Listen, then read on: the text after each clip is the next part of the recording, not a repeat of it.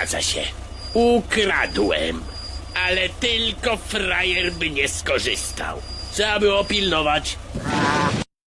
Cześć, witam Was, moi drodzy. Dzisiaj mam nieprzyjemność niestety, bo nie cierpię o tym człowieku mówić, nie cierpię tym człowiekiem się zajmować, no ale nie zawsze się ma to, co się lubi. To jest jedna z najohydniejszych postaci w polskiej polityce, jak i w polskim społeczeństwie. I tutaj, nie wiem, każdy myślący chyba nie ma co do tego wątpliwości. Bo w skali skurwysyństwa Matecki wiedzie prym. To jest taki typowy, nadęty bufon, bezczelny cham, prostak, hejter. W naszym społeczeństwie są normalni Polacy, fajni Polacy, są sukinsyny, są złodzieje, są hejterzy, są zwykłe bydlaki, jest też Matecki. Jak pewnie wiecie, bo to było parę dni temu, ten człowiek wyszedł na wolność, lansuje się teraz na wielkiego męczennika, patriotę, wojownika o wolną Polskę, takie sranie w banie, takie typowe bzdety propagandowe. A tak naprawdę złodziej, który ukradł kilkanaście milionów złotych, wychodzi za $500 000 złotych. Powiem Wam, że to po prostu jakiś chory żart. Bo takie rzeczy to chyba są tylko w Polsce albo w jakiejś bananowej republice. Nakradnij publicznych pieniędzy ile się da, zatrzymają cię służby, posiedzisz, nie wiem, parę miesięcy, chyba nawet niecałe 2. Po tych 2 miesiącach sąd zmienia decyzję na wyjście za poręczeniem majątkowym. Płacisz poręczenie za ukradziony hajs i cieszysz się wolnością, no i oczywiście lansujesz się na wielkiego męczennika, patriotę, opozycjonistę, który został prześladowany. No, nie wiem, czy większe chamstwo, prostactwo można sobą prezentować. Pewnie tak.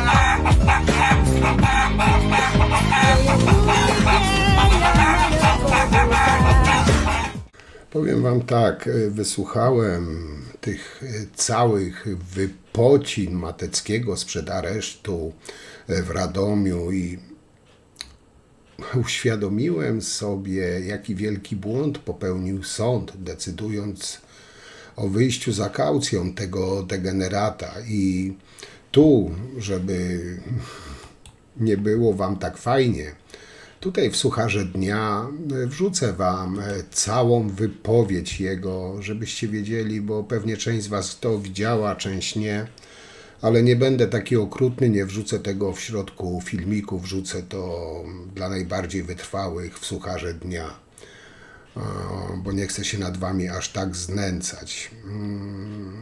Ale o tych wypocinach Mateckiego jeszcze parę słów, rzecz jasna, powiem. Ale wcześniej powiem o jego arogancji, nadymaniu, jego wybujałym ego. O tym, jak napluł w twarz prawdziwym więźniom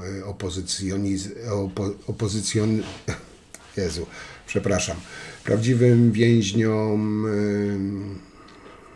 reżimów wszelakiego rodzaju. Matecki jest po prostu zwykłym kryminalistą, złodziejem, hejterem. Wyszedł z aresztu po wpłaceniu $500 000 złotych kaucji. Matecki oskarżony jest o kradzież 16,5 miliona złotych z Funduszu Sprawiedliwości oraz bezpodstawne przywłaszczenie 483 tysięcy złotych z Lasów Państwowych, gdzie był na fikcyjnie zatrudniony. Dlaczego sąd wyznaczył tak śmiesznie niską kaucję? No, bo to jest sąd reżimowy, nie, wiecie, jak jest wszystko po myśli tych złodziei, to jest w porządku sąd. Jak sąd orzeka zgodnie z literą prawa, wtedy to jest reżimowy sąd. To tak dla przypomnienia. Matecki odpowiada też za hejt i nagonkę na Mikołaja Filiksa. O tym już mówiłem. Ten hejt, jak wszyscy doskonale wiemy, doprowadził do samobójczej śmierci tego chłopca. PiS odpowiadają za bezpodstawne aresztowania niewinnych ludzi, którzy byli więzieni po kilka lat. I o kim mówię? No, zaraz wam powiem. Zniszczyli życie wielu uczciwym Polakom. 500 000 złotych dla Mateckiego to jest farsa, to są grosze, to jest policzek w twarz dla prawdziwych więźniów reżimu PiS-u i nie tylko. A wina Mateckiego jest bezsprzeczna i powinien w areszcie siedzieć do usłyszenia wyroku.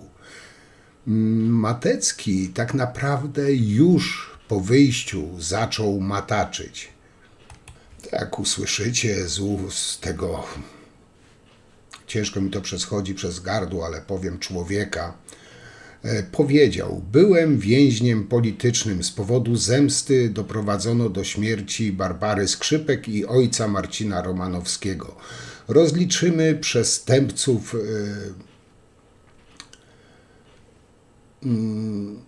nie wiem, to brzmi jak jakieś, nie wiem, 100 konkretów, nie wiem. Matecki tak naprawdę, jak powiedziałem, opluł za pośrednictwem mediów rząd, prokuraturę, sądy.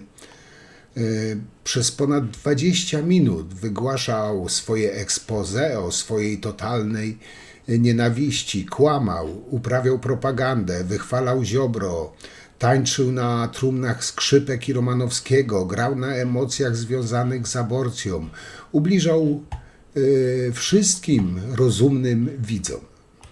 Przypominam za każdym razem, że Dariusz Matecki jest jedną z najbardziej odrażających postaci w polskiej polityce. Używam mocnych słów, ale naprawdę jest ku temu powód, bo to jest osoba, w tym raporcie prokurator Kwiatkowskiej, zespołu prokurator Kwiatkowskiej, jest mowa o śledztwie i tam są przypomniane wszystkie działania posła Mateckiego. W jaki sposób określał osoby o ciemnym kolorze skóry, osoby LGBT, czy osoby wyznające islam. Dezynfekował ulice po tym, jak przeszły osoby LGBT razem z jednym księdzem. Potem ten ksiądz przepraszał. No i wstrząsająca historia posłanki Filiks, bo to właśnie Dariusz Matecki z funkcjonariuszami PiS-u w TVP i w Polskim Radiu ujawnili tyle informacji o chłopcu, który był ofiarą pedofila, że można było tego chłopca zidentyfikować. To był syn posłanki Filiks. Oni po prostu chcieli się na posłance zemścić niejako przez jej syna. Ten chłopiec popełnił samobójstwo. I to są wszystko fakty, które a propos Mateckiego za każdym razem trzeba przypominać. Matecki jak mantrę powtarzał niejednokrotnie, że to był areszt wydobywczy, że był więźniem politycznym. W aresztach wydobywczych wydobywa się informacje. Tylko Matecki i jego zwolennicy nie wzięli pod uwagę jedno, że można też człowieka aresztować nie po to, żeby wydobywać informacje, bo na Mateckiego już tyle tomów akt jest, że nie muszą żadnych informacji wydobywać. Mateckiego sąd wydał nakaz aresztowania dlatego, żeby nie mataczył, a nie żeby wydobywać jakiekolwiek informacje, bo informacji prokuratura ma tyle, że jego informacje tej prokuraturze są jak kurwie majtki potrzebne. Matecki zaraz po wyjściu z aresztu publicznie zwrócił się do Ziobry, że nie zeznałem na ciebie nic złego. Od razu to jest, już podchodzi pod mataczenie. Zaraz powiem dlaczego. Bo to jest oczywiste mataczenie, a zatem, dlaczego? Po tych słowach już prokuratura powinna znowu złożyć wniosek o jego aresztowanie. Jeżeli ktoś informuje o swoich wyjaśnieniach osoby będące w kręgu podejrzeń, to się nazywa mataczenie. Matecki ledwo wyszedł z aresztu i już zaczął informować Ziobrę, że nic na niego nie zeznał, czyli że go ochronił. Poza tym nie mógł nic zeznać, bo jego po prostu nie przesłuchiwali. A to oczywiste mataczenie powinno właśnie posłużyć prokuraturze i sądowi, że te 500 000 złotych powinno ulec przepadkowi, a Matecki powinien wrócić do paki, bo skoro on już w pierwszych słowach zaczął informować, czy coś zeznawał, czy nie, no to chyba coś tu troszeczkę nie halo. Ale pamiętajcie, to był areszt wydobywczy i z niego wydobywali. Tylko nie wiem co. To był areszt wydobywczy. Byłem więźniem politycznym. To był areszt wydobywczy. To było wydobycie zeznań oskarżających Zbigniewa Ziobro. Ile razy mnie przesłuchano? Ani razu. Także jak już nieraz mówiłem, tych gamoni, nie potrzeba zbytnio krytykować, wystarczy dać im mówić. Jak słyszeliście, Matecki krzyczał, że to był areszt wydobywczy, że on był więźniem politycznym i to mnie najbardziej, że tak powiem, w jakimś stopniu śmieszy, bo jak zwykły złodziej, hejter może być więźniem politycznym. No ale mniejsza o to. Ile razy nie przesłuchiwano? Ani razu. Więc jaki to był areszt wydobywczy, skoro go nie przesłuchiwano ani razu? Tu jeszcze raz powtórzę. Matecki siedział, żeby nie mataczyć, a nie żeby wydobywać z niego jakiekolwiek informacje, bo informacje prokuratura ma, taśmy ma i ma kilka tomów akt, więc tak powiedziałem, jego zeznania, wyjaśnienia prokuraturze są tak samo potrzebne jak kurwie majtki. No ale wracając do tego bełkotu, który przed aresztem Matecki tam z tego swojego otworu gębowego wypluwał, to reklamował oczywiście pisowskie media nadające bez koncesji oraz zatrudnionych w nich funkcjonariuszy. Czekali na niego przed aresztem, jakżeby inaczej, posłowie Suski i Gostek oraz mała garstka zwolenników o mentalności kiboli biorących udział w ustawkach. I czemu ten spektakl nienawiści i totalnej pogardy dla inteligentnych widzów był transmitowany na życzenie Mateckiego przez TVP Info, TVN24? Nie wiem. Czy już zawsze kamery i dziennikarze będą witać bandytów opuszczających areszt?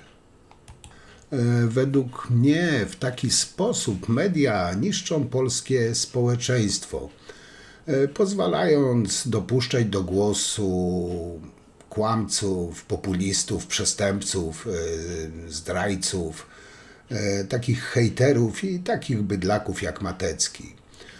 To słabość mediów, kiedy rynsztok w postaci Mateckiego czy pokroju Mateckiego staje się dla nich przekazem dnia.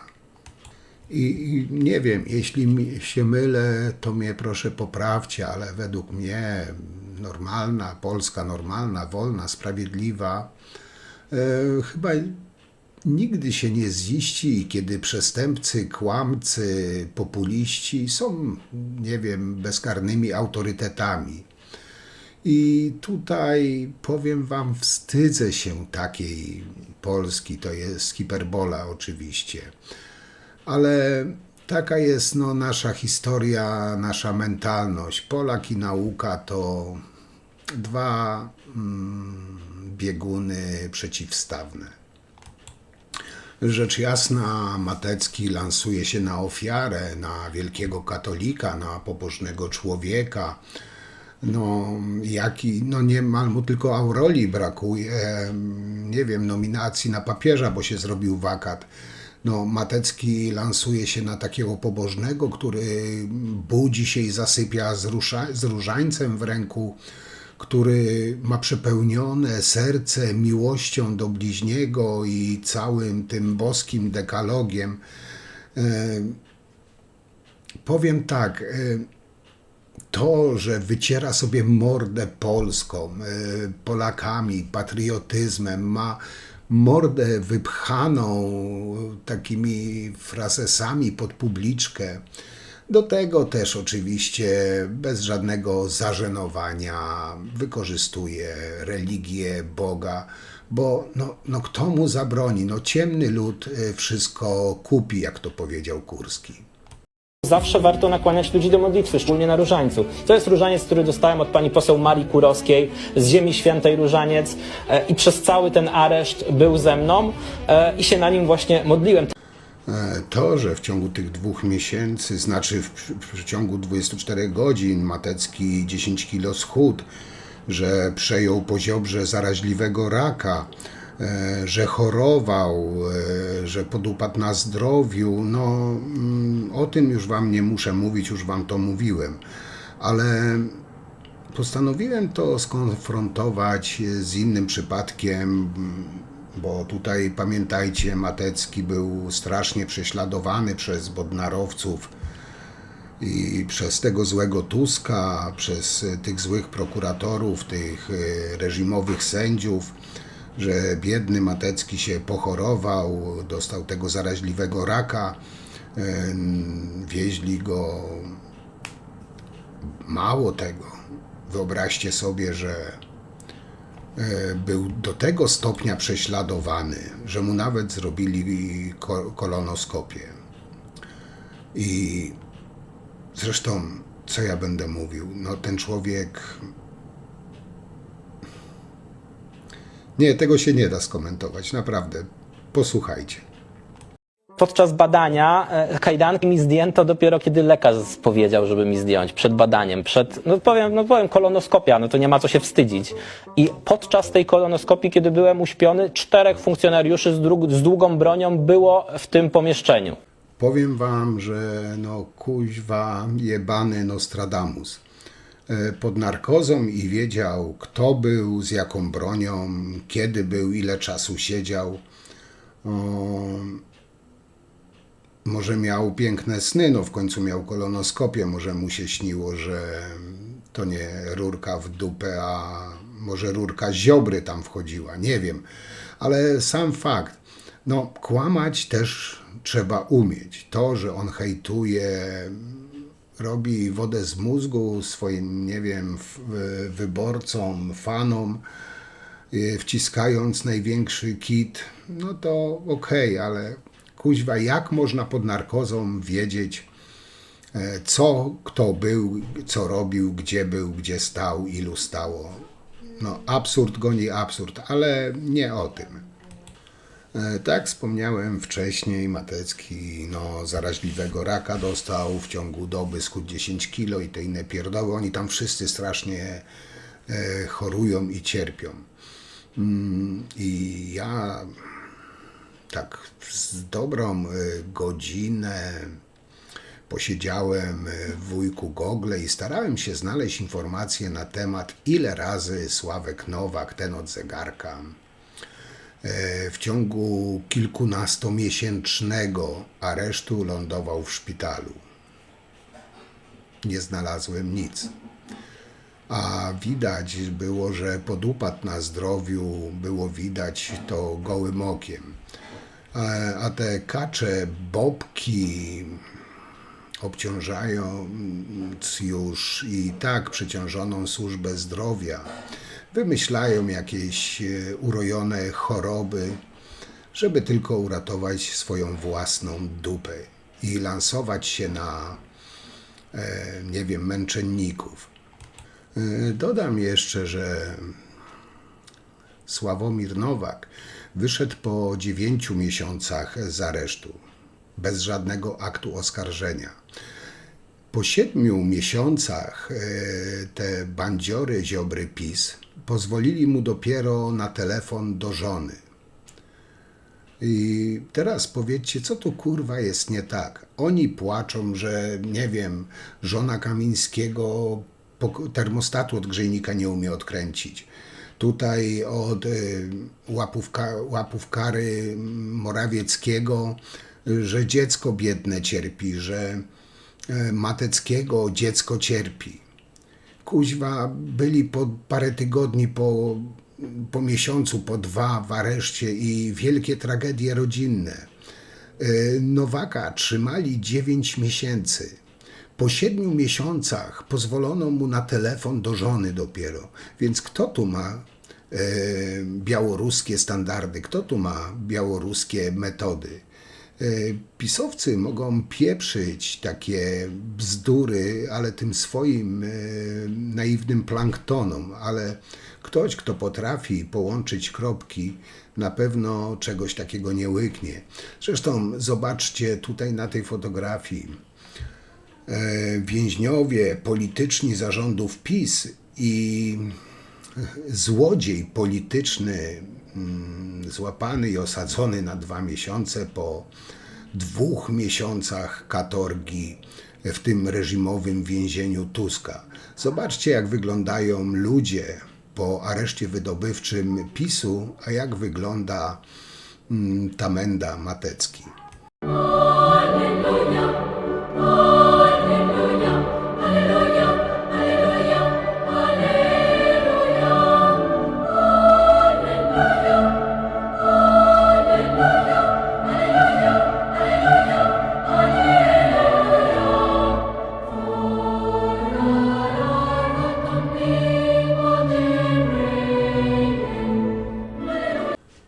I jeszcze jedno. Tutaj macie najlepszy przykład człowieka, który padł ofiarą własnego, nazwijmy to, sukcesu. Jestem niemal pewien, że Matecki sam głosował za wprowadzeniem ustaw pozwalających na blokowanie kont. No, jak to już nieraz powtarzałem i zawsze tak uważam, że karma to wyjątkowa suka, a Mateckiego wyjątkowo szybko dopadła. Moi drodzy, powiem wam tak, oglądając to wszystko, analizując to wszystko, doszedłem do wniosku, że jeśli gdzieś tam w sztabie PiS siedzi ktoś z poczuciem humoru, no, co by było samo w sobie wielką sensacją, powinien natychmiast podpowiedzieć, nie wiem, tym propagandzistom PiS, czy Sakiewiczowi, czy braciom Karnowskim jedną genialną strategię na kampanię prezydencką, która obecnie trwa. A mianowicie pokazujcie Mateckiego non-stop. Tak, właśnie Mateckiego. Dzień i noc, w każdym paśmie, o każdej porze, poranna kawa z Mateckim, wieczorne pasmo z Mateckim, weekendy, talk show z Mateckim, Matecki bez cenzury, codziennie bez litości, bo nie ma w Polsce drugiego tak skutecznego demotywatora dla elektoratu PiS. Bo nikt nie odstrasza ich równie pięknie i równie bezbłędnie z taką precyzją i pasją jak Matecki. ten poziom agresji, antypatii, zwykłej, takiej odpychającej arogancji sprawia, że nawet najwierniejsi wyborcy zaczynają się nieśmiało drapać w głowie i mruczeć sobie pod nosem, a może jednak w tym roku odpuszczę, może nie trzeba aż tak się angażować. Tak naprawdę Matecki nie musi nawet kończyć zdania, bo nie musi zaczynać. Wystarczy, że spojrzy, wystarczy, że pojawi się na ekranie. Ta twarz, ten wyraz oczu, ta mina pełna pogardy dla każdego, kto ma czelność myśleć inaczej niż on, to działa lepiej niż jakakolwiek kampania. I powiem wam, że to jest taki żywy spot antyrefleksyjny dla wyborców PiS i to, co lubią najbardziej, czyli za darmo. Danuta Cholecka, witam Państwa i zapowiadany gość. Witam, Dariusz Matecki. Dobry wieczór. Poseł Prawa i Bardzo mi Sprawiedliwości, który dziś wyszedł z aresztu Dopiero wydobywczego, co, jak można sam Pan powiedzieć. mówi, dopiero co. Wydobywczego, zaraz pewnie o tym więcej powiemy, ale na początku, szanowna Jak pani się Pan redaktor... czuje w ogóle, proszę powiedzieć? Znaczy, no, dzisiaj zestresowany, bardzo zestresowany, trochę zdziwiony. Czy już kiedy wyjeżdżałem z Republiki te 2 miesiące temu, bo przecież tutaj Siedzieliśmy tu spędziłem wieczorem. tutaj noc, no to nie ma co ukrywać. Republika była inwigilowana, to też o tym trzeba mówić. ABW inwigilowało niezależną telewizję. No to czułem się, jak wtedy to ABW podjeżdżało, jak w filmie. I właściwie do teraz się trochę tak czuję, że to Mówi jest Pan coś... o tej akcji na środku Tak, ulicy? że to jest coś nierealnego, że w normalnym życiu, w normalnym państwie nie powinno się dziać coś takiego, że posła opozycji, który jedzie do prokuratury, zatrzymuje Agencja Bezpieczeństwa Wewnętrznego. A powiedział służby. Pan im, że Pan jedzie do prokuratury? Tak, oczywiście. No przecież oczywiście ludzie tam związani z tymi wszystkimi hejterskimi siatkami na Twitterze, z tego co później się dowiedziałem, pisali, że jakiś bilet miałem do Budapesztu. No absurd. Gdybym chciał wyjechać gdziekolwiek, to miałem ponad rok, przecież będąc posłem. To po co miałbym zrzec się immunitetu, jechać do tej prokuratury raz, drugi raz.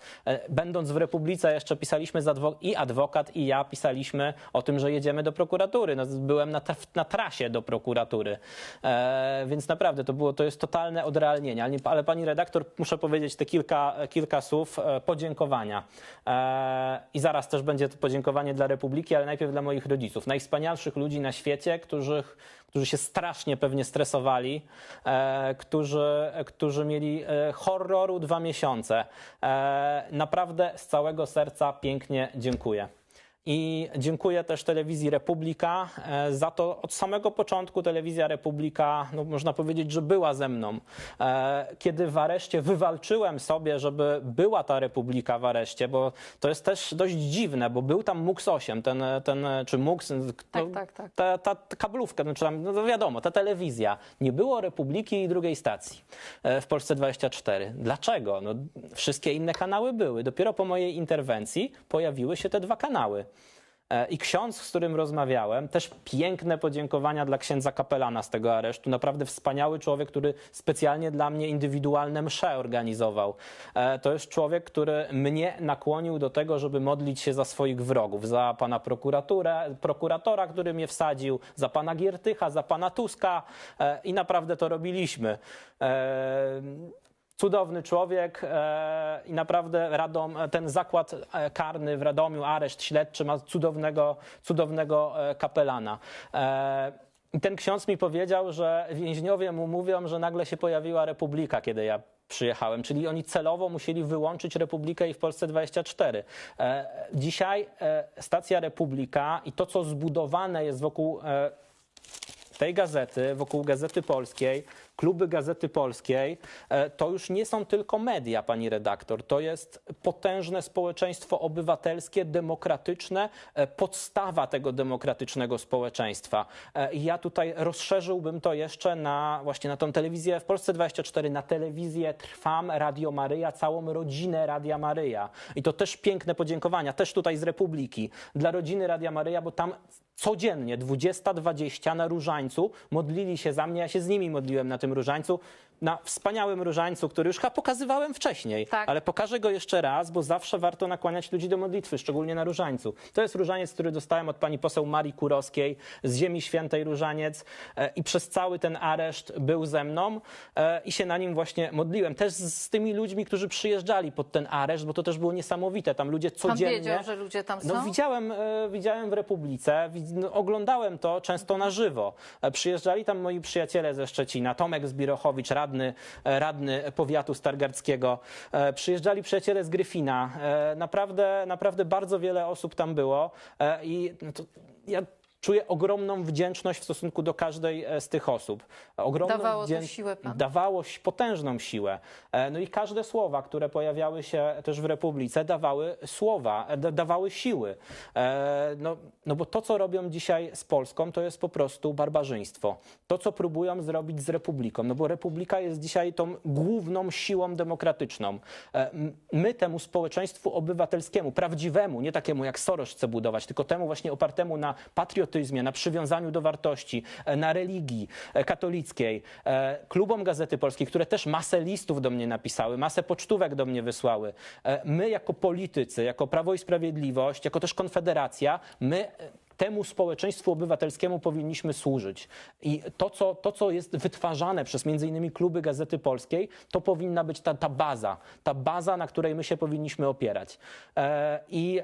Tak naprawdę te osoby są z nami, to się da wyczuć. No jeśli ja dostałem kilkaset, 500, 600, 700 kartek listów i to bardzo wiele było właśnie od rodziny Radia Maryja, od klubów Gazety Polskiej, no to pokazuje, że to są ludzie zaangażowani i czuć od nich to wielkie wsparcie i też No musicie, moi drodzy, przyznać, że to niemal święty człowiek. Pfu. Dobra, wróćmy do tematu. Gdy Matecki na chwilę zniknął w areszcie, można było pomyśleć, że w partii ktoś zrozumiał, że lepiej trzymać go z daleka od kamer. Ale to błąd. A wręcz przeciwnie, PiS powinien go teraz wszędzie ciągać jak, nie wiem, relikwie, świecić nim po oczach własnym wyborcom. Sakiewicz powinien w telewizji Republika, nie wiem, puścić kanał Matecki 24, niech leci nawet w pętli. Karnowscy, wywiad za wywiadem, codziennie kolumna z jego, nie wiem, złotymi myślami. No a w telewizji Republika oczywiście obowiązkowo Matecki komentuje wszystko, od pogody po politykę zagraniczną, bo wiecie, Matecki jest jak gaz pieprzowy dla własnego wyborcy.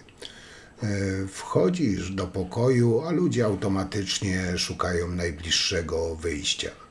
I tak naprawdę, choć w PiS nikt ci tego głośno nie powie, to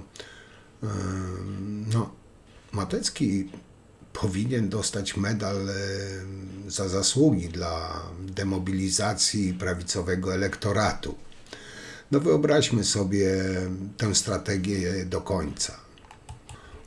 Plakaty z Mateckim, billboardy na trasach, spoty wyborcze z jego jakże słodkim uśmiechem i numerem 666.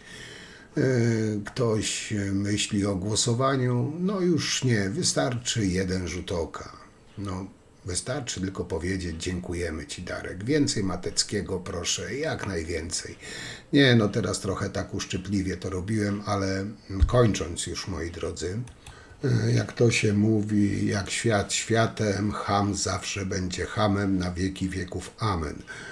I odnosi się to oczywiście Mateckiego. Dla mnie to jest wyjątkowa kanalia, wyjątkowe bydle i to jest jedna z osób, której chyba najbardziej nienawidzę z polskiej polityki.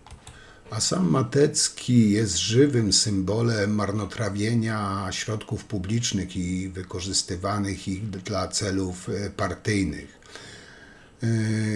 jak dla mnie, oby znikł z życia publicznego w niesławie, odpowiedział karnie za swoje czyny, łącznie z doprowadzeniem do śmierci syna posłanki Felix.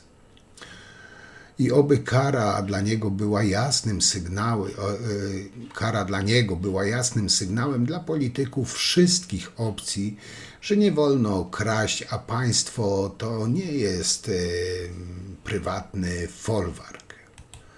I tak jak obiecałem, w sucharze dnia wrzucę wam całą wypowiedź Matyckiego sprzed aresztu. Może macie na tyle silne żołądki i nerwy, żeby to do końca obejrzeć. No ja obejrzałem, ale z wielkim trudem, bo niemalże zacząłem kłócić się z monitorem i wyzywać monitor. A nie chciałem też opluwać, bo mam dość fajne monitory, także nie chciałem ich taką solidną charą splunąć w pysk temu. Naprawdę ciężko mi przechodzi to przez gardło temu człowiekowi. Także na dzisiaj to tyle. Piszcie, komentujcie, oceniajcie. Ja wam już dziękuję. No i jak zawsze zapraszam na kolejny materiał. Także do zobaczenia. Trzymajcie się. Cześć.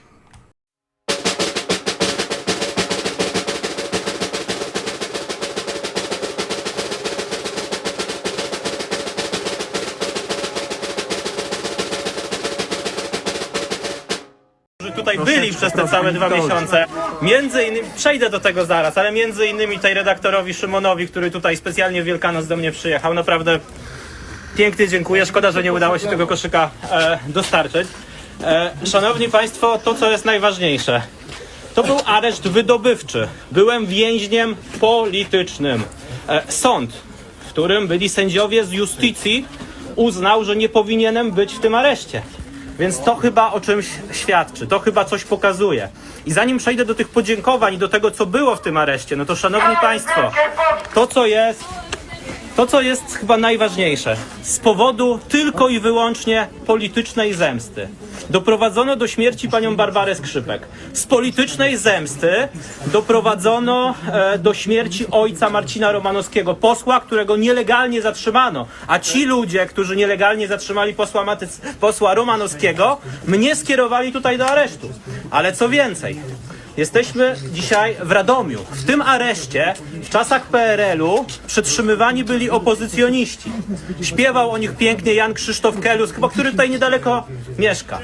I drodzy Państwo, ta sama ekipa, ten sam prokurator za pierwszego Donalda Tuska, za pierwszego rządu Platformy Obywatelskiej przetrzymywał Maćka Dobrowolskiego 40 miesięcy, między innymi w Radomiu. Wtedy tym wrogiem publicznym nie była typowa opozycja, ale byli kibice.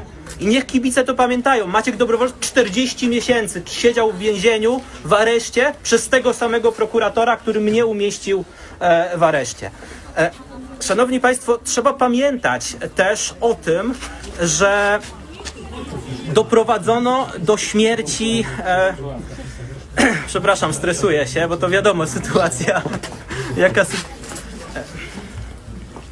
Spokojnie.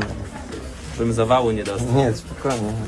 Jeszcze ale chwilkę są do prze i pojedziemy, no, bo mama Są to na ciebie niezwykle czeka. stresujące sytuacje i stresujące było też oglądanie tego, co w mediach, bo cały czas miałem na przemian, oglądałem Republikę w Polsce 24, telewizję Trwam.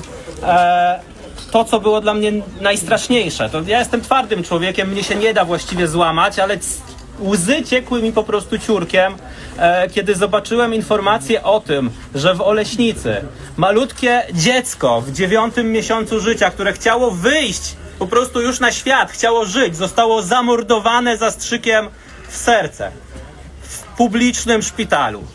To mnie po prostu szokowało. Czegoś takiego nie można zaakceptować. I tutaj z tego miejsca, spod aresztu apeluję do Szymona Hołowni, do pana Zgorzelskiego, do pana Sawickiego. Wy jesteście w koalicji z ludźmi, którzy do tego dopuścili. Z panią Leszczyną, która wydała te pozakonstytucyjne przepisy, pozwalające zabijać polskie dzieci. No ja mam pytanie, czy my mamy w Polsce szpital doktora Mengele? Bo to jest coś naprawdę paskudnego. Panie pośle, jakie Ale proszę poczekać. Na koniec oczywiście będę odpowiadać na Państwa pytania. to jest naprawdę coś strasznego. W niedzielę jest Marsz dla Życia w Warszawie i wszystkich Państwa zachęcam do tego, żeby w nim uczestniczyć. Powody. Dlaczego ja byłem w ogóle zatrzymany? Kwestie i zarzuty. Pierwsze 4 zarzuty dotyczyły przestępstw urzędniczych, które miałem popełnić jako urzędnik Ministerstwa Sprawiedliwości. Wiecie Państwo, jaki jest problem? Ja nie byłem wtedy urzędnikiem Ministerstwa Sprawiedliwości. 2 pozostałe zarzuty dotyczące Lasów Państwowych, które chyba całkowicie obaliłem na tej parodii komisji immunitetowej, którą mi przerwano, którą przewodniczący komisji z Platformy Obywatelskiej mi po prostu bezczelnie przerwał, nie pozwolił mi dokończyć. Tam chciałem przedstawić kilkaset stron dowodów na moją pracę w Lasach Państwowych, ale tych powodów jest więcej. Główny cel tego mojego pobytu tutaj to był areszt wydobywczy, to było wydobycie zeznań oskarżających Zbigniewa Ziobro. Ja miałem cały czas to poczucie, że jeśli skłamię coś, powiem coś złego na ministra Ziobro, to ten areszt się zakończy decyzją prokuratorów. I to jest właściwie bardzo podobne do tego, co przeżywała pani Anna Wójcik, która nawet przecież Roman Giertych napisał na Twitterze, ja cały czas oglądałem media. I wprost napisał, niech pani się zachowa jak Tomasz Mraz, to pani wyjdzie. To pani będzie mogła spotkać się ze swoim dzieckiem. Dzieckiem, które o mały włos popełniłoby samobójstwo właśnie z tej politycznej zemsty, z tej politycznej nienawiści. To jest po prostu chore i do czegoś takiego nie powinno dochodzić. Ja mogę Państwu teraz zeznać, co uważam o ministrze Ziobro. Moim zdaniem to jest mój polityczny autorytet. Człowiek, który w polityce wszystko właściwie, co robił dla dobra Polski. To jest człowiek, który pokonał po rządach Platformy Obywatelskiej mafie VAT-owskie, które dzisiaj wracają. Dzięki temu można było finansować wszystkie te programy społeczne, które realizował rząd Zjednoczonej Prawicy. To jest człowiek, który już będąc europarlamentarzystą mówił o pakietach klimatycznych, jakie one będą miały zgubny wpływ na naszą gospodarkę, zgubny wpływ na Polskę. Będąc europarlamentarzystą, minister Ziobro przewidział to, że Europa Zachodnia, jeśli będzie finansować Putina, to będzie straszne, to będzie wojna, to będzie śmierć ludzi. To zrobił ten człowiek. Ten człowiek, który jako pierwszy właściwie w Polsce nie bał się podnieść szabli przeciwko upolitycznieniu sądów. Dla mnie minister Ziobro jest autorytetem i to będę powtarzać za każdym razem i tylko coś takiego mogę przed Państwem, przed mediami zeznać na ministra Ziobro. Drugi powód tego zatrzymania, polityczny. Cel zemsta Donalda Tuska, zemsta Romana Giertycha, zemsta Adama Bodnara. Za te wszystkie rzeczy, które robiłem jako nie tylko poseł, ale wcześniej jako radny, jako prezes Fundacji Ośrodek Monitorowania Antypolonizmu. To jest między innymi pierwsza rzecz z brzegu. Ujawnienie informacji o tym, co robił Tomasz Grodzki, bo ode mnie zaczęła się afera Tomasza Grodzkiego. Ja tego mógłbym mnożyć. Nie jest na to dzisiaj czas. Roman Giertych. Pierwsze cztery te zarzuty tak naprawdę są oparte o to, co mówił Tomasz Mraz. Tomasz Mraz, który został zaciągnięty do Sejmu jako świadek, jako człowiek, którego zeznania powinny być przecież objęte wówczas tajemnicą. Został zaciągnięty przez Giertycha i Giertych mu mówił o mnie, proszę wspomnieć o moim ulubionym pośle, Dariuszu Mateckim. Giertych mówił wprost, że kieruje tym, co Mraz miał mówić, czy będzie sterować, czy ustawiać, no, jakkolwiek to nazwać. Każdy zrozumiał, o co chodzi.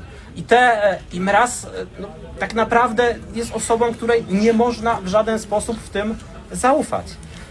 Nie będę wnikał w szczegóły, bo nie mogę wnikać w szczegóły, ale w kwestii Lasów Państwowych również pojawia się osoba związana z Romanem Giertychem i na tej podstawie był wniosek o odebranie immunitetu, już nawet nie tyle zarzuty. Chodzi mi o pana Rafała Wiecheckiego, mecenasa, byłego ministra ze Szczecina, który obecnie jest jednym z najbliższych współpracowników Romana Giertycha. Drodzy Państwo, idźmy dalej. Kwestia tych zasięgów, które wielokrotnie powtarzały się w mediach, o tym, że tak, miałem wielkie zasięgi. Wchodząc tutaj do aresztu, jeszcze na Służewcu, tutaj zostałem przetransportowany, o tym za chwilę. Koło 60-70 milionów wyświetleń miesięcznie generowały moje media społecznościowe. To jest więcej niż często mają media. I proszę zauważyć, prokuratura wystąpiła o przedłużenie aresztu do 6 czerwca. Kiedy jest druga tura wyborów? 1 czerwca. Miałem być totalnie wykluczony z życia politycznego. Obrzucono mnie błotem totalnie. w TVN-ie, w TVP, no przecież ja się czułem jak osoba, która za komuny po prostu była w opozycji i była obrzucana totalnie błotem. To naprawdę było coś, powiem wprost, skandalicznego. Przez pewien moment na Służewcu nie miałem Republiki, nie miałem w Polsce, nie miałem telewizji Trwam i się poczułem naprawdę jak człowiek totalnie wykluczony z informacji, bo to, co w TVN-ie i w TVP było, to nie były rzetelne informacje. To było bardzo daleko od rzetelności. Teraz przejdę do mojego aresztu. Co to są za ludzie? Co trzeba mieć w sercu, żeby przez prawie 2 miesiące nie dopuścić do żadnego kontaktu syna z matką? Żeby listy matki do syna chować gdzieś w biurku w prokuraturze. Z tego miejsca też dziękuję wszystkim ludziom. To z 500, 600, 700 listów dostałem od ludzi. Pięknie dziękuję tam, gdzie pojawiły się adresy, imiona, nazwiska. Ja z całą pewnością każdemu osobiście odpiszę, bo to naprawdę bardzo podnosiło na duchu. Szanowni Państwo, kwestia choroby. Przychodząc tutaj, zostałem przetransportowany do szpitala, do oddziału szpitalnego tutaj w areszcie, dlatego że tak naprawdę 2 miesiące przed aresztowaniem zdiagnozowano u mnie dziesiątki zmian nowotworowych w żołądku. I to jest kolejne pytanie do prokuratury. Co trzeba mieć w głowie, co trzeba mieć w sercu, żeby przez 2 miesiące, pomimo takich informacji, w żaden sposób nie dopuścić do jakiejś diagnozy, do operacji, którą miałem mieć, usunięcia tych polipów, wiedząc, bo przekazywałem od razu te informacje od lekarza, że to się może przerodzić w groźniejszą postać nowotworu. Czyli co? Szantażowali mnie tym, że nie mam dostępu do zupełnie zero kontaktu z rodziną, próby jakieś, tak naprawdę cały czas odczuwałem próby wymuszenia zeznań, żeby coś obciążyć, w jakiś sposób obciążyć ministra Ziobro. Kwestia choroby, że jeśli będziemy cię trzymać, ja myślałem, że ja tu będę siedzieć ze 2 lata, bo wiem kim są dzisiaj ludzie w siłowo przejętej prokuraturze. Wiem, kim jest Adam Bodnar. On już nie ma nic wspólnego z Rzecznikiem Praw Obywatelskich. To jest rzeźnik praw obywatelskich. To jest człowiek, który dąży do likwidacji demokratycznej opozycji w Polsce. Jestem przekonany, że nie jestem ostatnim posłem, który trafił do aresztu. Jestem przekonany, tak jak Mariusz Gosek mówił, że tych posłów, którzy trafią do aresztu, będzie jeszcze z całą pewnością wielu. I to będą takie zarzuty jak tutaj, totalnie wyssane z palca, bo powtarzam, ja jestem osobą niewinną, która przez 2 miesiące przesiedziała w areszcie, pomimo tego, że to odwołanie rozpatrzone prawie pod koniec 2 miesięcy stwierdziło, że ja nie muszę przebywać w areszcie. Ja zostałem zatrzymany jadąc do prokuratury krajowej, deklarując w pełni, że będę przychodzić na zeznania, że nigdzie nie wyjeżdżam, że poddam się zakazowi kontaktu, jeśli jakiś miałby być. Nie było żadnej przesłanki co do tego, że miałbym wyjechać. Gdybym chciał wyjechać, to tak jak mówiłem wcześniej, mogłem wyjechać do Stanów Zjednoczonych czy na Węgry, ale nie chciałem, bo nie wyjeżdżam ze swojego kraju, ale rozumiem osoby, które wyjeżdżają. W pełni rozumiem Marcina Romanowskiego. I teraz właśnie skąd jest kaucja? Skąd jest 500 000 złotych? Naprosić z całą pewnością rodziny, znajomych, żeby pożyczyli. Dla posła 500 000 złotych to jest pensja całej kadencji. To trzeba podkreślić. To są olbrzymie pieniądze. I skąd to się bierze? Szanowni Państwo, ja mam zarzuty przywłaszczenia 17 milionów złotych. I skąd się to bierze? Bierze się to z tego, że 3 projekty, które były realizowane przez szczecińskie stowarzyszenia, całe zrealizowane, zatrudnione dziesiątki osób, zgodne z celami Funduszu Sprawiedliwości, kontrolowane dziesiątki razy, i to są niby te pieniądze, które ja wszystkie przywłaszczyłem. Podobne zarzuty ma Michał Woś. On przywłaszczył 25 milionów złotych bodajże i dotyczy to tego, że Ministerstwo Sprawiedliwości przekazało CBA pieniądze na walkę z terrorystami, z pedofilami, z mordercami.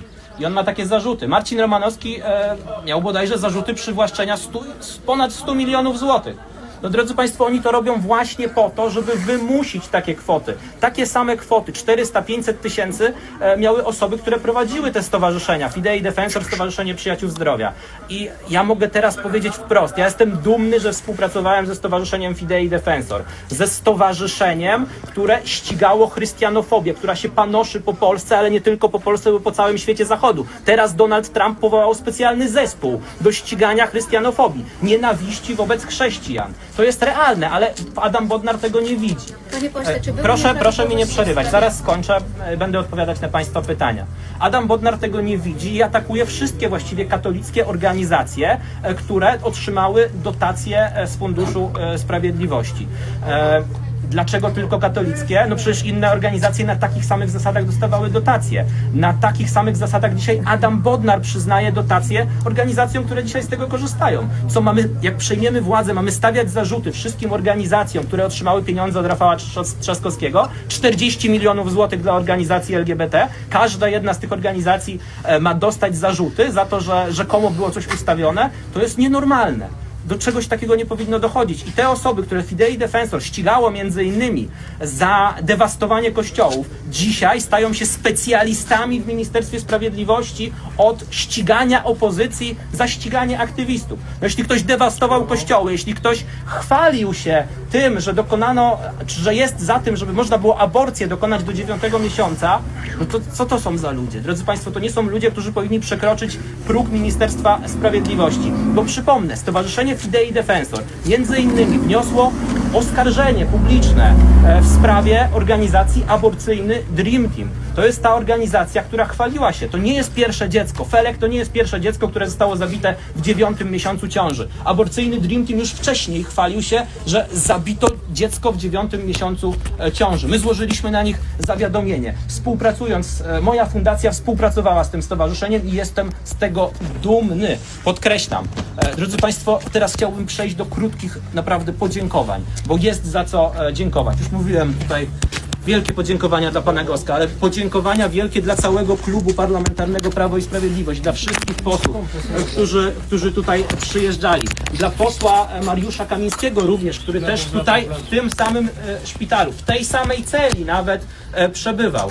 Ale też podziękowania, zdziwię może Państwa, dla posłów Konfederacji, bo poręczenie posła, osoby publicznej złożyło za mną prawie 1/3 parlamentu. Posłowie Prawa i Sprawiedliwości i posłowie Konfederacji. Moim zdaniem to jest może trochę dalej już idące, ale to jest ten obóz, który musi dzisiaj po prostu uratować Polskę. Piękne podziękowania jeszcze raz dla wszystkich Państwa. Zaraz do Państwa podejdę. Szanowni Państwo, dla mnie to jest niewyobrażalne, że ci ludzie przyjeżdżali tutaj prawie codziennie, że ci ludzie modlili się w mojej intencji i również modliłem się w ich intencji. Drodzy Państwo, codziennie o godzinie 20:20 na telewizji Trwam, w Radiu Maryja jest różaniec. Codziennie się za mnie tam również modlono. I ci ludzie tutaj, którzy tutaj przyjeżdżali z różnych stron, często mając wiele kilometrów do przejechania, oni również tutaj się modlili, byli tutaj. To jest naprawdę coś, co dodaje, bardzo mocno dodaje siły. Wielkie podziękowania dla telewizji Republika. Naprawdę to, co Państwo robicie, to jest znakomite. To jest tak naprawdę dzisiaj oaza wolnej Polski. Wielkie podziękowania dla telewizji w Polsce 24. Naprawdę ta akcja w Wielkanoc to też było coś, co... Wielkanoc, czas, który powinno się spędzać z rodziną. Oglądałem właściwie cały tutaj, Szymonie, twój pobyt. Pięknie za to dziękuję. Wielkie podziękowania dla telewizji Trwam, całej rodziny Radia Maryja. I tutaj nawiążę do tego ścigania organizacji katolickich, bo taką organizacją katolicką, która jest bodaj najbardziej w Polsce ścigana, jest rodzina Radia Maryja. Jest ojciec Tadeusz Rydzyk, dyrektor Radia Maryja. Nawet Rafał Trzaskowski na tej słynnej patodebacie zorganizowanej chyba przez telewizję publiczną, atakował ojca Tadeusza Rydzyka. Co zrobił Trzaskowski? Co po nim zostanie? Kibel po nim zostanie. Zostanie najdroższa ścieżka w Warszawie i jakieś muzeum prezentujące często naprawdę patologiczne treści. A co zostanie po ojcu Tadeuszu? Zostanie szkoła, w której kształcą się świetni dziennikarze, bodaj najlepsza szkoła dziennikarstwa w Polsce. Zostanie piękna świątynia. Zostanie największe w Polsce miejsce pamięci dla Polaków, którzy ratowali Żydów. Zostanie piękne muzeum, pamięć i tożsamość. Muzeum, które dzisiaj Ministerstwo Kultury chce doprowadzić do upadku, chce doprowadzić do zniszczenia, pomimo tego, że działa na takich samych warunkach, jak na przykład Muzeum Polin. I co, tutaj może działać, a Muzeum Pamięć i Tożsamość, poświęcone największemu z Polaków, działać nie może? To nie jest normalne, drodzy Państwo. Pięknie dziękuję mecenasom. Mecenasowi Kacprowi Stukanowi i mecenasowi Adamowi Gomole, którzy dokonali moim zdaniem czegoś niesamowitego, bo żeby w tych warunkach tej warczącej demokracji, warunkach tak naprawdę białoruskich, jedną z najbardziej znienawidzonych osób przez Donalda Tuska, przez całą tą elitę ich władzy, na którą Roman Giertych nasyła te wszystkie swoje zastępy hejterów, żeby wyciągnąć z aresztu, to jest naprawdę coś niesamowitego i naprawdę pięknie dziękuję tym osobom. Bardzo ważna kwestia, drodzy Państwo. Dzisiaj Najwyższa Izba Kontroli atakuje IPN, atakuje Karola Nawrockiego akurat w kampanii wyborczej. Ja mam takie pytanie, czy ktoś z mediów zapytał, dlaczego dyrektor szczecińskiego oddziału Najwyższej Izby Kontroli został pozbawiony pracy?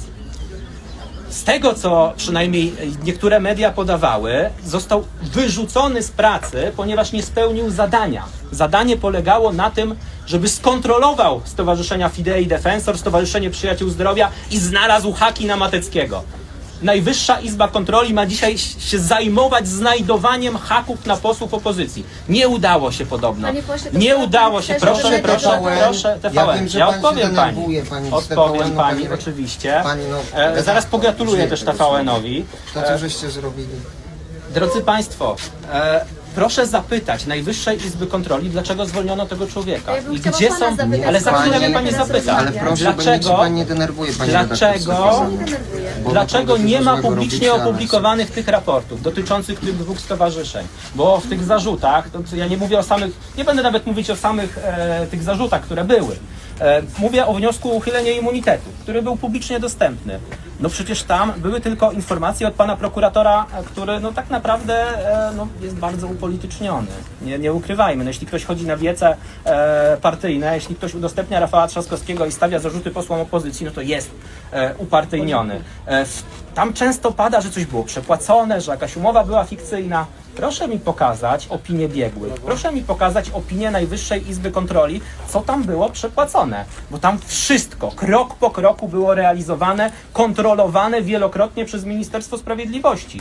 Tam było 700 szkoleń w całym kraju. Jest dokumentacja na wszystkie te szkolenia, są podpisy ludzi. Jest kilkaset zawiadomień w sprawie aktów chrystianofobii, nienawiści wobec chrześcijan. Drodzy Państwo, teraz naprawdę pogratuluję TVN-owi i TVP.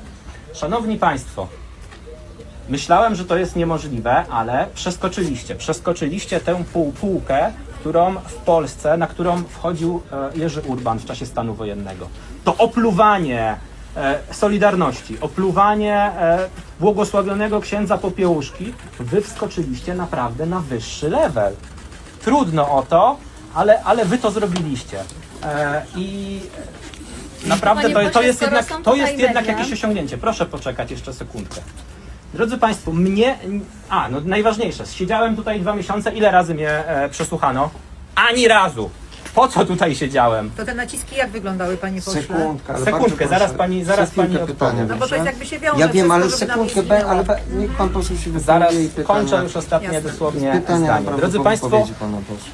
nikt mnie nie złamie, nawet gdyby mnie tutaj trzymali przez 2, 3, 4 lata. Tego się po prostu zrobić nie da, bo są ludzie, którzy wychowali się na życiorysach żołnierzy wyklętych.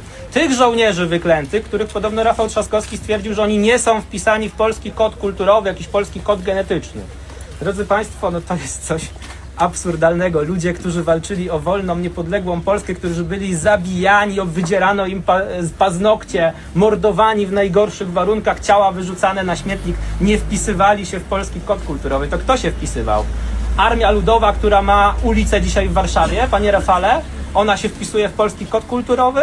Czy może ci, którym przywracacie emerytury wysokie, oni się wpisują w wysoki kod kulturowy? Nie złamie się ludzi, dla których ideały Solidarności to coś, co jest do dzisiaj niezwykle ważne i z tego miejsca najlepsze życzenia dzisiaj dla Solidarności, która obchodzi dzisiaj przecież swoje, można powiedzieć, urodziny.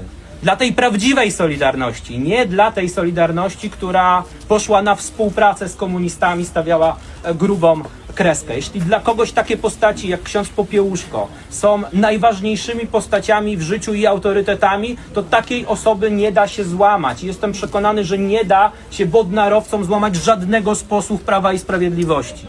bo to są ludzie, którzy wyrośli na tych wspaniałych autorytetach, na ludziach, którzy walczyli o wolną, niepodległą, suwerenną Polskę i o taką Polskę będziemy dalej walczyć, nawet jeśli nas będą zamykać w aresztach, będą nas torturować w tych aresztach w taki sposób, że nie będzie można nawet zrobić operacji, badań, mając zmiany nowotworowe, tak jak w tym przypadku.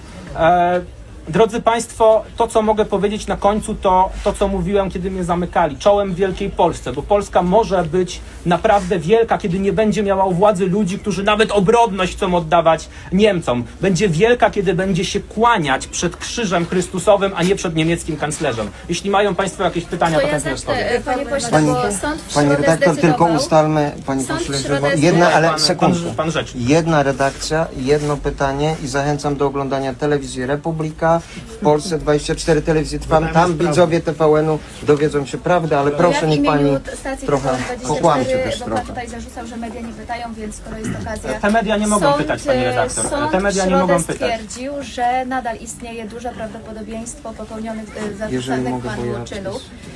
Sąd zmienił po prostu środek zapobiegawczy, poseł był spędził Pan 2 dziękuję. miesiące w areszcie. Teraz, Mariusz Gosek. żeby wyjść tutaj pod dozór policji, konieczne było wpłacenie 500 000. Czy nie ma Pan sobie nic do zarzucenia, bo jak Tylko prokuratura jedno zdanie. argumentuje, dowody przeciwko Panu są bardzo poważne. Ale ja... Jedno Można zdanie postanowienie. i tutaj oddam głos Mariuszowi Ale my jeszcze do Goskowi. pana mamy Ale pytania. sekundkę, w kwestii postanowienia, bo Pan poseł... Nie mam sobie w sprawie tych 6 zarzutów kompletnie nic do A zarzucenia. jeśli Uważam, chodzi o konkursy? Sekundkę, Uważam, pani o redaktor. konkursy minister sprawiedliwości decyduje, komu przyznać środki w Funduszu Sprawiedliwości. Tak jest do dzisiaj. Jeśli zatrzymaliście mnie, no to musicie też, szanowni państwo, czyli mówię do wodnarowców, no chyba zatrzymać panią wspaniałą kobietę, która robi niesamowitą robotę z Fundacji Jakogo, z Klinikę Budzik.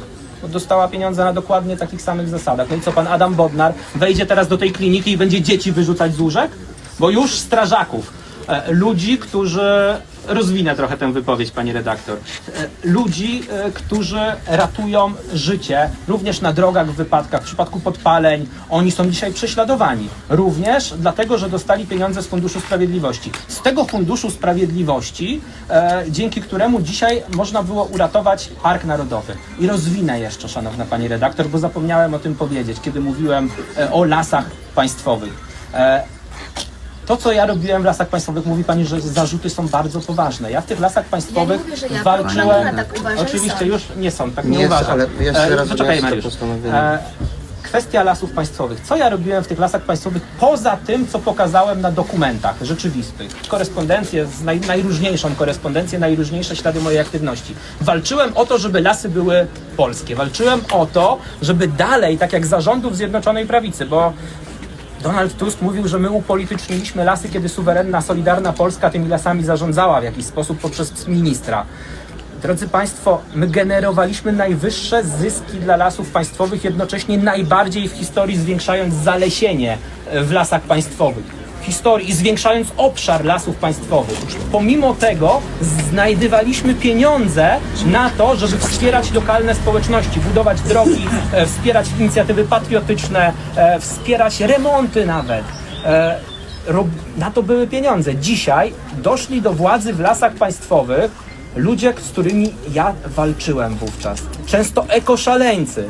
Taka osoba jak Mikołaj Dorożała w życiu nie powinien być na jakimkolwiek ministerialnym stanowisku, a już na stanowisku odpowiadającym za niemal 3% PKB to jest dramat. Dzisiaj od 11:00 trwał protest leśników, myśliwych. To dlaczego oni protestują? Wszystko dobrze się dzieje w Lasach Państwowych? Bo ja słyszałem ciągłe kłamstwa od Donalda Tuska, który nawet na tych swoich wiecach, stojąc, nazywając ich prawdziwymi leśnikami, tak jakby inni leśnicy nie byli prawdziwi. Tylko ci, którzy byli w Platformie Obywatelskiej. Atakował mnie za to, że pracowałem wówczas w Lasach Państwowych, a ja jestem dumny z tego, że pracowałem w Lasach Państwowych i jak wrócimy do władzy, my uratujemy te lasy państwowe przed tymi ekoszaleńcami. Nie pozwolimy na to, żeby rujnować tak ważną instytucję, żeby rujnować miejsca pracy. Tusk krzyczał o wywożeniu drewna do Chin. Szanowni Państwo, nie było czegoś takiego, do dzisiaj nie ma, ale kiedy oni przejęli władzę, przejęli lasy państwowe, to te drewno zaczęło płynąć jeszcze szerzej. To są hipokryci. Mówili, że my upolityczniamy lasy państwowe, a pozatrudniali partyjnych działaczy z Platformy Obywatelskiej, PSL-u, Polski 2050, w Lasach Państwowych. To jest ta hipokryzja, szanowna pani redaktor, i to są te zarzuty. Powtarzam, jestem dumny ze współpracy z tymi stowarzyszeniami. Nie było ustawiania konkursów, bo tu się nie da ustawiać konkursów, bo minister po prostu o wszystkim decyduje. To w jaki sposób minister sam sobie w głowie ustawiał konkurs? Panie Jeszcze, pośle, jeżeli chodzi o Jeszcze postanowienie, bo pani, ja i tak wiem, że już przekaz Inicjatywią macie... już ludzie, Oczywiście. Dobrze, sympatycy. dlatego ja wiem, że macie tak już przekaz ułożony, jeżeli chodzi o telewizję TVN24, ale odpowie pani. Zażalenie było na... Niech pani nie czyta tych regułek Adama Bodnara, bo tam pani prawda się nie dowie. Zażalenie było na postanowienie o stosowaniu środku zapobiegawczego w postaci tymczasowego aresztowania. I sąd uznał, że stosowanie tymczasowego aresztowania względem pana posła Najjaśniejszej Rzeczypospolitej Dariusza Mateckiego jest bezzasadne. I to rozpatrywał sąd. Pani redaktor, bo jak się rzuca na dziesiątki tomów akt i prowadzi się śledztwa polityczne, ja pani powiem tylko jedną rzecz. Zbigniew Ziobro, gdy został prokuratorem generalnym, to wie pani, czym zajmował się zespół śledczy numer 2? Ściganiem mafii VAT. A wie pani dlaczego? Bo w latach rządów Platformy Obywatelskiej 2007-2015 uszczuplenie na podatku VAT to było, uwaga, 270 miliardów złotych. Wtedy roczny koszt programu 500 plus to było 40 miliardów złotych. I my zajmowaliśmy się, pan minister Zbigniew Ziobro, rząd Prawa i Sprawiedliwości zajmował się ściganiem przestępców. A wie pani, jaki zespół śledczy numer 2 powołał Adam Bodnar? Do spraw Funduszu Sprawiedliwości. Kolejny zespół, wie pani, jaki powołał? Gdzie ściągał od rejonów, przez okręgi, przez prokuratory regionalne znaleźć cokolwiek na posłów Prawa i Sprawiedliwości. 600 postępowań sobie ściągnął. My o tym wszystko wiemy. My wiemy, bo w prokuraturze pracują ludzie uczciwi, policjanci to też są ludzie uczciwi. My zawsze będziemy stali za naszym murem, za polskim mundurem. Oni też się nie zgadzają z tym, co się dzieje. Niestety, oni muszą wykonywać też te polecenia, ale prawda jest gdzie indziej i na pewno nie leży ona w TVN24. Raz jeszcze zachęcam do słuchania wolnych mediów. Republika, w Polsce 24, telewizja Trwam. Wieczorne informacje tam państwo dowiecie. Szanowni Państwo, jeszcze jedno zdanie. Od Republiki się rozpoczęło i tak naprawdę telewizja Republika była nielegalnie inwigilowana w noc przed moim zatrzymaniem. Funkcjonariusze ABW nielegalnie inwigilowali telewizję Republika. To też powinno zostać wyjaśnione. Bo tak, przyznam się, ja spędziłem noc w telewizji Republika, dzień przed zatrzymaniem, wprost informując wszystkich, gdzie jestem. Siedząc tam, rozmawiając z redaktorami. Mój adwokat informował, że jadę do prokuratury krajowej. Wszyscy o tym doskonale wiedzieli. Pojawiły się oczywiście od razu fejki, że ja miałem jakiś bilet do Budapesztu. Szanowni Państwo, to są właśnie te paskudne kłamstwa. To są właśnie te obrzydlistwa, które robi między innymi ekipa Romana Giertycha. Ale wspomnę jeszcze o jednej sprawie, o której też zapomniałem. Drodzy Państwo, to też będę się dopytywać tutaj dyrektora aresztu. Jeszcze podziękowania dla funkcjonariuszy Służby Więziennej. Bo to trzeba oddać, to trzeba być uczciwym. To są ludzie, którzy zarabiają bodaj najmniej ze wszystkich służb mundurowych, a tutaj w tym przypadku zachowali się ultraprofesjonalnie. Pracują w ciężkich warunkach, ale naprawdę dają z siebie wszystko. Ja tutaj nie mam słowa zarzutu do ludzi, którzy pracują i na Służewcu, i tutaj. Wiecie Państwo, od jednej osoby, oczywiście nie powiem od kogo, ale od jednej osoby usłyszałem, wszedł ten funkcjonariusz do celi i powiedział: panie Darku, ten rudy zdrajca powinien tu siedzieć, a nie pan. I tego typu haseł od funkcjonariuszy Służby Więziennej ja słyszałem non-stop, bo tego typu hasła pojawiają się już w całym społeczeństwie. Nie tylko w służbach mundurowych, nie tylko wśród leśników, ale w całe społeczeństwo. Już coraz więcej ludzi widzi, że ten człowiek, który dzisiaj rządzi, to jest człowiek, który po prostu tylko się kłania przed niemieckim kanclerzem. Panie pośle, z marszu wraca pan do życia publicznego? Czy daje sobie pan trochę czasu? I jakie to były formy nacisku na pana? Szanowna pani redaktor, to o czym najbardziej w tej chwili marzę, to to, żeby przytulić swojego 2-letniego synka, swoją żonę i swoich rodziców. Ale z całą pewnością chcę jeszcze dzisiaj, nie wiem, jeszcze nie mam dokładnego planu, muszę porozmawiać z rodzicami, którzy są w Warszawie. Chcę dzisiaj czy jutro odwiedzić te telewizje, które uważam za strefę wolnego słowa, za jedną ostatnich barier demokracji w Polsce. Telewizję Republika, telewizję w Polsce 24, telewizję Trwam, ale również, jeśli będą wyrażali taką wolę, wspaniałych, niezależnych redaktorów, takich jak Wojciech Sumliński.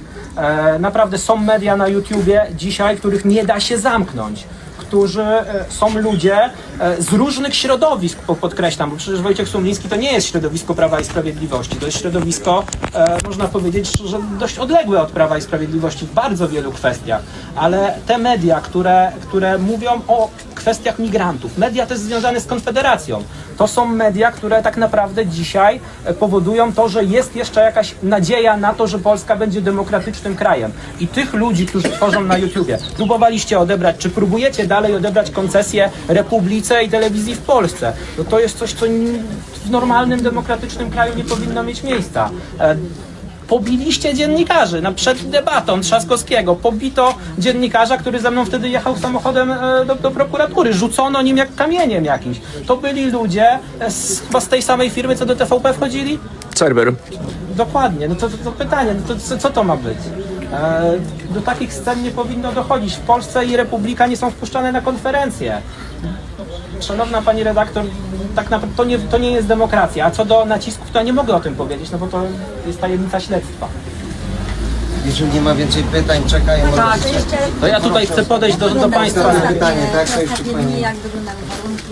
Te ostatnie dni wyglądały tak, że przeniesiono mnie z celi szpitalnej. Będę się starał dowiedzieć, czy to decyzją też prokuratora, bo w ciągu tych ostatnich dni przeniesiono mnie do zwykłej celi, specjalnie koło najgorszych przestępców. Codziennie słyszałem groźby śmierci i piosenkę, taką pochodzącą trochę z Rosji. Takie 8 gwiazdek, którą można było słuchać, jak śpiewają ministrowie rządu Donalda Tuska, pan Nitras, pan Szłapka razem z młodzieżą na kampus Polska Rafała Trzaskowskiego. Przez ostatnie dni non-stop to słyszałem i groźby śmierci. A zdrowie? Zdrowie, mam zaplanowaną już tą operację. Mam nadzieję, że uda się ją jak najszybciej przeprowadzić i kolejne badania, bo to nie jest to nie są jedyne zmiany, które wykryto u mnie, a powiem też, dlaczego w ogóle to wykryto. Po tym, co spotkało ministra Ziobro, stwierdziłem, że zrobię sobie bardzo podobne badania, kolonoskopię, gastroskopię, tomografię głowy. Oczywiście czekałem na te badania 8-9 miesięcy, no tak dzisiaj funkcjonuje NFZ i to i tak chyba szybko się udało znaleźć. No i niestety wykryto u mnie podobne, co prawda na dużo wcześniejszym etapie niż u ministra Ziobro, ale i w przełyku zmiany nowotworowe, przednowotworowe i w żołądku. No to są kwestie, które mam nadzieję będę miał możliwość teraz ogarnąć po prostu. Bardzo dziękujemy. Podejdziemy do patriotów. Wielkich